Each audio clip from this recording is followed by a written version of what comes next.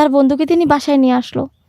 ও এগুলা কিছু আমার কথার জবাব না দিয়ে একটা রুমে আমাকে আর ওনাকে ঢুকিয়ে দিল। আমি অনেক আতঙ্কে ছিলাম, আমি খুব ভয় পেয়ে গেছিলাম, খুব ভয়ে ছিলাম যে এই কি করতেছে। আমি আসলে বুঝতে পারছিলাম না। আমি কখনো এটা চাইনি আমার হাজব্যান্ড ছাড়া অন্য কেউ আমাকে কখনো টাচ করবে। আমার নাম কুসুম, আমার বাড়ি বরিশালে। যাই হোক, আমার মা বাবা খুবই গরিব গরিব ছিল। আমি গরিব ঘরের একজন মেয়ে। কোনোভাবেই বিয়ে হচ্ছিল না, কারণ কিছু দিতে পারবে না, গরিব অনেক, কেউ দেখলে কারো চয়েস হতো না, বা কিছু দিতে পারবো না দেখে। আজকালকার তো যৌতুকের হারটা অনেক বেশি। তারপর কোনোভাবে বিয়ে হচ্ছিল না, সংসারটা অনেক টানা খিচায় যাচ্ছিল কোনো রকমভাবে। যাই হোক, কিছুদিন পর বাবা অনেক বয়স্ক একটা বিবাহিত ছেলের সাথে আমার বিয়ে দিয়ে দেয়। মেনে নিতে হয়েছে, কেন নিরুপায়, গরিব ঘরের মেয়ে যেহেতু, যেটা দিতে হবে এটাতেই সুখী হতে হবে, হ্যাপি থাকতে হবে। যাই হোক, তারপর ওনাদের সাথে দিনটা ভালোই যাচ্ছিল।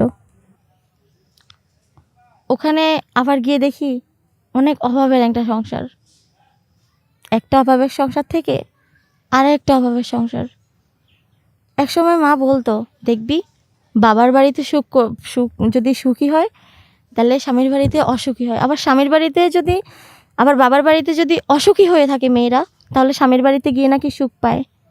কিন্তু তার বিপরীতটা ঘটলো। বাড়িতে গিয়ে দেখি ওই বাড়িতে আরও সেই অবস্থা খারাপ। আমাদের বাড়িতে যা আছে তাদের বাড়িতেও আরও দ্বিগুণ খারাপ। একটা অভাবের সংসার থেকে আরও একটা অভাবের সংসার। অনাহারে অনেক দিন কেটে যাচ্ছিল, অনাহারে থাকতে হতো। আমার হাজব্যান্ডও কিছু কাজ করতো না, অসুস্থ ছিল তিনি। এভাবে বিয়ের 2-3 মাস পর আমার হাজব্যান্ড হুট করে তার এক বন্ধুকে আমাদের বাসায় নিয়ে আসে। তখন আমি তাকে বললাম যে উনি কে, বা গড়েও তেমন কিছু নেই যে ওনাকে খাওয়াবো। ভাবলাম হয়তো বা তার বন্ধুবান্ধব হবে। হ্যাঁ, তার বন্ধুকে তিনি বাসায় নিয়ে আসলো। ও এগুলা কিছু আমার কথার জবাব না দিয়ে একটা রুমে আমাকে আর ওনাকে ঢুকিয়ে দিল।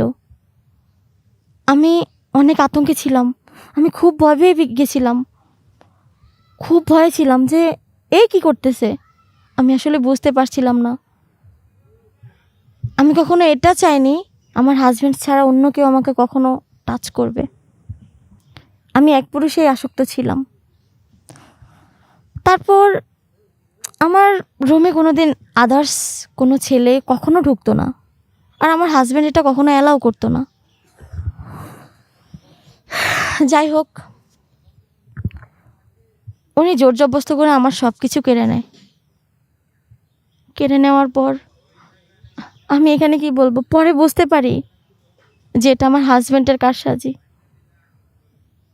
তিনি তার বন্ধুটার থেকে টাকা নিয়ে আমাকে তার কাছে দিয়ে দিয়েছে। ধীরে ধীরে এগুলোই করতে থাকে। তিনি দিনের পর দিন, রাতের পর রাত আমাকে এই ব্যবসায় জড়িয়ে ফেলে। গ্রামের প্রতিটা মানুষকে দিয়ে আমাকে অপহরণ করেছে, তাদের কাছ থেকে টাকা নিয়েছে। ধীরে ধীরে গ্রামের প্রত্যেকটা মানুষ সব কিছু জেনে যায়। যখন সব কিছু জেনে যায় তখন আমার হাজব্যান্ড নিরুপায় হয়ে আমাকে নিয়ে শহরে চলে যায়, সেই একই ব্যবসার জন্য, সেই একই কারণেই। তারপর তিনি শহরে আমাকে এই ব্যবসার সাথে জড়িয়ে ফেলে। আমি কি বলবো এখানে, একদিক দিয়ে এখান থেকে যদি চলে যাই বাবার মান সম্মানে লাগবে। আমার বাবা গরিব ব্যক্তি, কিন্তু তার সম্মান আছে। হ্যাঁ, তার কিছু নেই, আমি এটাও চাইনি। তারপর বিয়ে তো হচ্ছিল না, যা অনেক কষ্ট করে বিয়ে হয়েছে, উনি আমার সাথে এসব করতে চলেছে। দিনের পর দিন এই ব্যবসা আমাকে লাগিয়ে রেখেছে।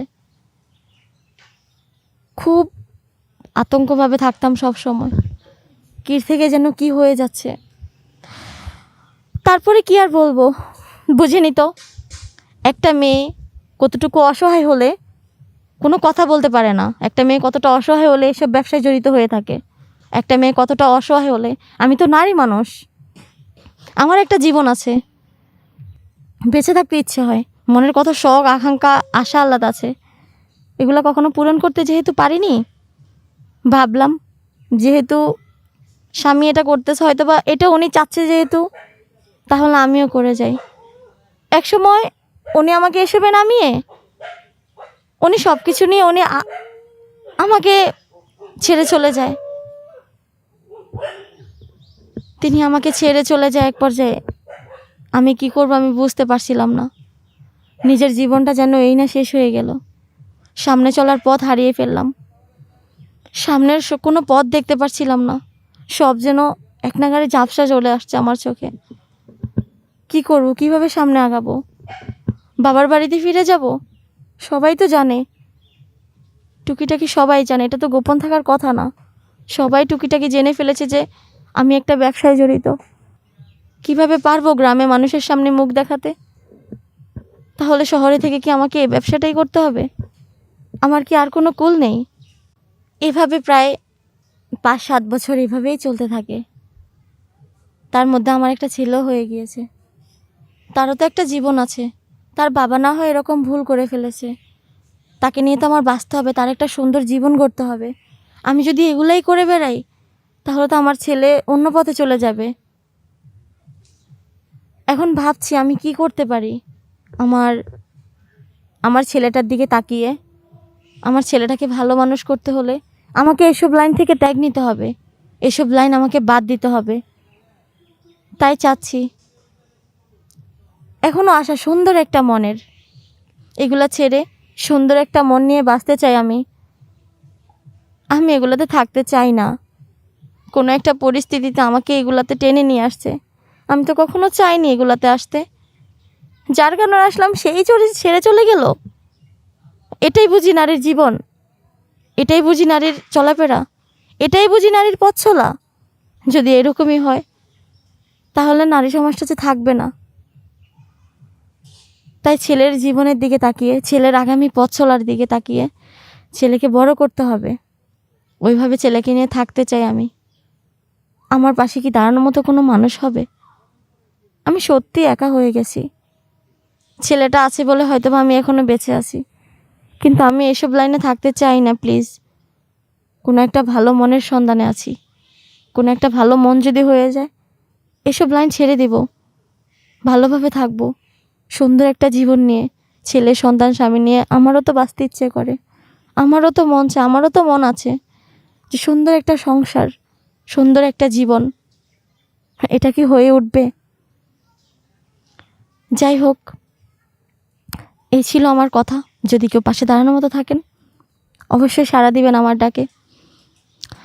তো এই হলো আমার আজকের কথাগুলো, কেউ কিছু মনে করবেন না, পুরো ভিডিওটা দেখবেন, লাইক কমেন্ট শেয়ার করবেন, চ্যানেলটা সাবস্ক্রাইব করে রাখবেন এরকম আরও ভিডিও পাওয়ার জন্য। ভালো থাকবেন, সুস্থ থাকবেন, আমার জন্য দোয়া করবেন, পাশে থাকবেন। শুভকামনা রইল। আসসালামু আলাইকুম, আল্লাহ হাফেজ।